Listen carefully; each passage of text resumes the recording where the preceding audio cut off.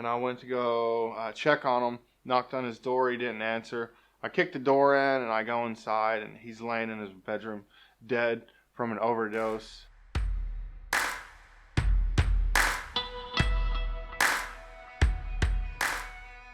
Well, my name's Justin Adams. I am 33. I was born on October the 16th, and I'm from a little town in West Texas, Lubbock, Texas.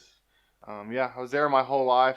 Whenever I got out of high school, I started working at a restaurant and started hanging out with college students, like partying and stuff.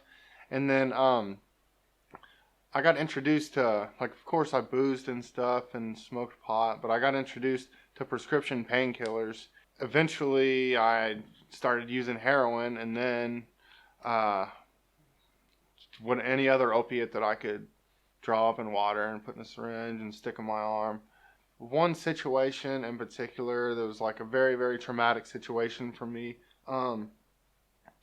I tried to start like cleaning myself up, stopped taking pills, and I got put on a medicine called Suboxone, which is used to help combat like opiate cravings and like the withdrawal. And it did a real good job of like me like getting my life back in order and me not spending all my money on drugs and stuff. So I started taking Suboxone, and my best friend, my cousin Kelly, he's my road dog. We hung out quite a bit, and one day he started shooting heroin, and it was kind of done under the table. I didn't know that he was doing it. I stopped hanging out with him because he started stealing from me, and my uncle called me up one day. My uncle called me up one day to go check on him, and I went to go check on him. Knocked on his door, he didn't answer. I kicked the door in, and I go inside, and he's laying in his bedroom dead from an overdose. I believe at the time it was thought to be heroin, but somebody sold him heroin. He thought it was heroin, and it was actually fentanyl, and he overdosed from it. This is way too strong. From that moment, it was a rude awakening for me. About 2 weeks passed. I stopped taking Suboxone. I stopped doing everything, and then I couldn't handle the trauma from what I just seen, and I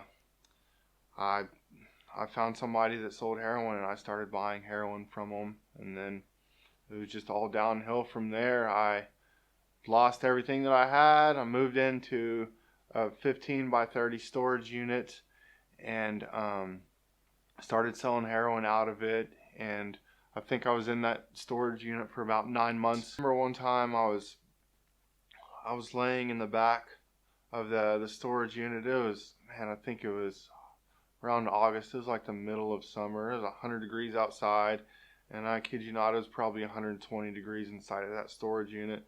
And I was laying on the couch in the back of the storage unit, and I didn't have any drugs.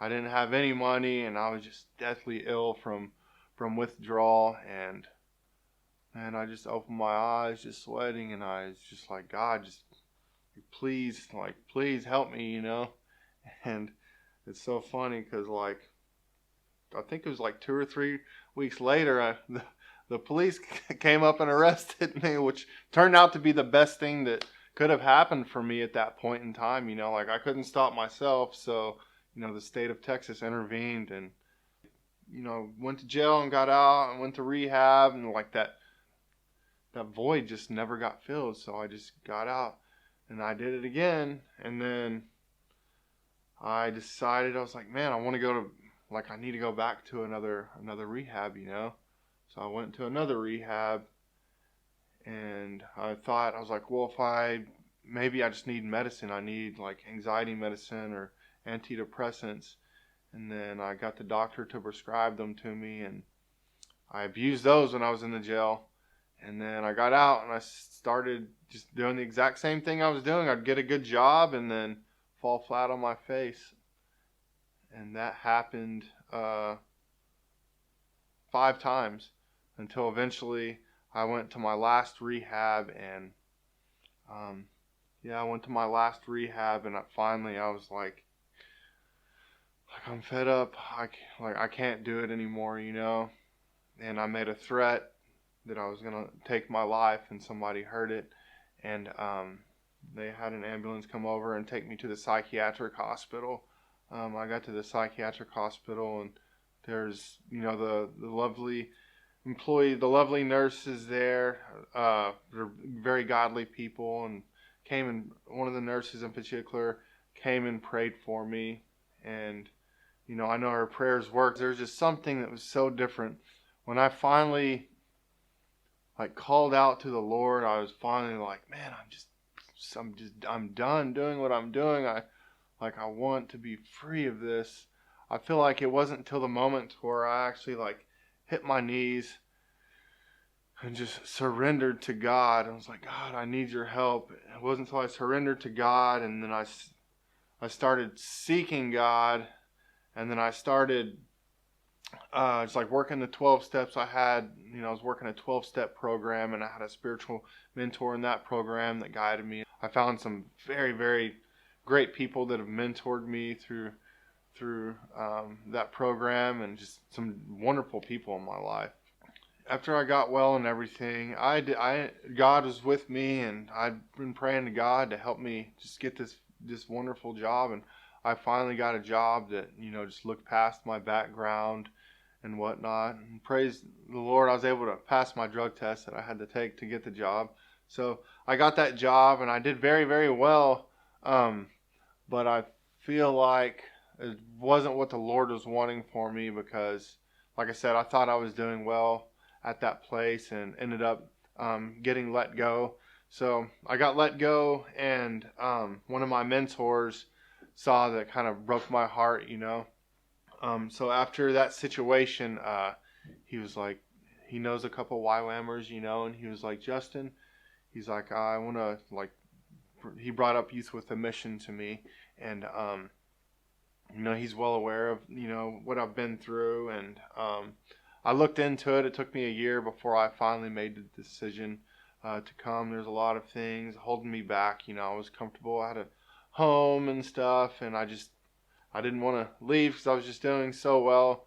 But then I felt in my heart that I was like, man, I've got my testimony, and I want to learn more about God's Word and stuff. So I looked into Youth with a Mission, and saw that this would be a very, very valuable place for me to come and learn about Jesus, and and cultivate my relationship with Him, and also have ample opportunity to share my testimony with people, not only here at the ranch, but out on outreach and stuff. I've had multiple opportunities to share my testimony at homeless shelters. I even shared my testimony on the Las Vegas Strip. Hundreds of people were walking by. I've just had so many opportunities to just share God's love and what He's done for me. Now I'm at Youth with a Mission. I'm just serving the Lord full time, and I have a passion for children. I never really knew I had, because I haven't been around children my whole life. So I've just cultivated this love and this passion to serve kids and stuff. I've never worked so hard, been paid so little, and been so happy in my entire life.